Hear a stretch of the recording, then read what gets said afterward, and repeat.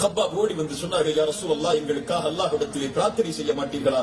ரசூலுல்லாஹ் சொன்னார்கள், கப்பாப், முன்னால் இருந்த சமூகம் சோதிக்கப்பட்டது.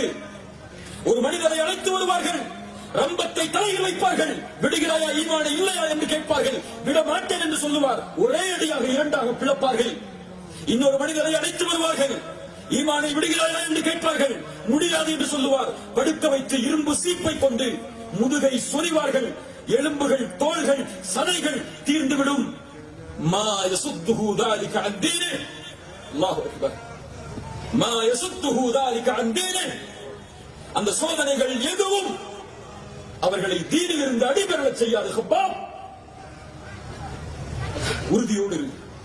வல்லாஹி லயுத்திம்மன்ன அல்லாஹு ஹாதல் அம்ர்.